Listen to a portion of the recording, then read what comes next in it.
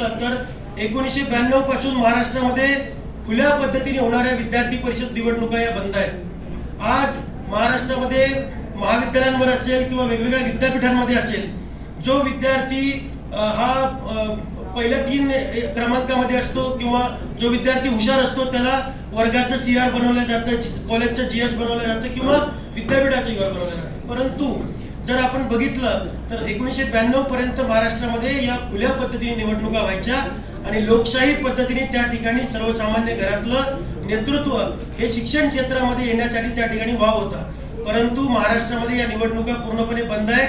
कुठलीही सत्ता आली, कुठल्याही पक्षाचं सरकार असलं तरी त्यांना सर्वसामान्य घरातला विद्यार्थी, सर्वसामान्य घरातला युवक हा सामाजिक क्षेत्रामध्ये, शैक्षणिक क्षेत्रामध्ये पुढे आला पाहिजे असं वाटत नाही। त्यामुळे मला असं वाटतं की या निवडणुका महाराष्ट्र शासनाने नवीन विद्यापीठ कायद्यामध्ये सुद्धा याची तरतूद केलेली आहे 2016च्या, तरी सुद्धा त्याची अंमलबजावणी झालेली नाही आहे। ABVPने वारंवार ही मागणी केली, परंतु यावर्षी तर आम्ही या ठिकाणी असं सांगतोय की हे जे विद्यार्थ्यांचे प्रश्न आहेत किंवा ही जे खुल्या पद्धतीने निवडणूक आहे या जर महाराष्ट्र शासनाने अंमलबजावणी याची केली नाही तर मोठ्या प्रमाणात विद्यार्थी परिषदेच्या रोषाला महाराष्ट्र शासनाला सामोरे जावं लागेल। त्याचबरोबर जर आपण बघितलं तर मुख्यमंत्री युवा कार्य प्रशिक्षण योजना नावाची एक योजना महाराष्ट्रामध्ये आणली गेली। त्याच्यामध्ये काय सांगितलं होतं तर विद्यार्थी जे शिक्षण घेत आहेत त्यांना कमवा आणि शिका अशी जी योजना विद्यापीठाची असते त्याच धर्तीवरती ही योजना आणली गेली होती।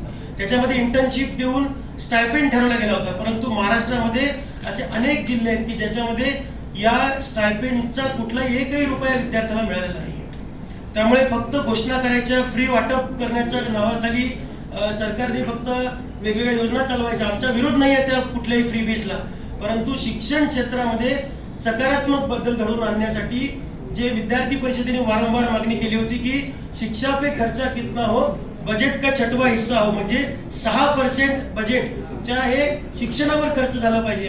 परंतु शासन सगळं काही फुकट वाटायला तयार आहे, परंतु ज्या शिक्षणावरती खर्च करायला पाहिजे त्याच्यावरती 6% खर्च करायला आज तयार नाही आहे। त्यानंतर जर आपण बघितलं असेल तर मोफत शिक्षणाचा जो निर्णय महाराष्ट्र शासनाने घेतला मुलींसाठी विशेषतः, तर त्या याच्यामध्ये सुद्धा कुठल्याही पद्धतीची स्पष्टता नाही आहे। आज अनेक महाविद्यालय असे महाराष्ट्रामध्ये आहेत की जे या निर्णयाची अंमलबजावणी करत नाहीये, त्यांच्यावरती महाराष्ट्र सरकार कारवाई करणार आहे का नाही असा देखील मला या ठिकाणी प्रश्न विचारायचा आहे। असे सर्व जे मुद्दे, त्याचबरोबर एक बोगस महाविद्यालयांचा सुद्धा वाढता सुळसुळाट आपल्याला महाराष्ट्रामध्ये बघायला मिळतोय। इन्फ्रास्ट्रक्चर नसताना, पुरेशी विद्यार्थी संख्या नसताना, कुठल्याही पद्धतीचं विद्यापीठाची संलग्नता नसताना, मान्यता नसताना अशा पद्धतीचे बोगस महाविद्यालय हे महाराष्ट्रामध्ये ग्रामीण भागात, शहरी भागात सुरू आहेत। असे बोगस महाविद्यालय विद्यापीठांनी आयडेंटिफाय करून त्यांची संलग्नता जर विद्यापीठाशी असेल तर ती तात्काळ रद्द करण्याचा निर्णय घेतला पाहिजे आणि असे महाविद्यालय देखील याच्या पुढे चालता कामा नये असे देखील विद्यार्थी परिषदेचे मत आहे। त्यानंतर जर आपण बघितलं असेल तर आपण एक सामाजिक प्रस्ताव त्या ठिकाणी पारित केला होता। सामाजिक प्रस्तावामध्ये OTT प्लॅटफॉर्मवरती जे आता वेबसिरीज चालत आहेत त्याच्या माध्यमातून मोठ्या प्रमाणात अश्लीलता पसरवण्याचं काम होत आहे, त्याच्यावरती कुठल्याही पद्धतीची सेन्सरशिप ही नाही आहे आता सध्या।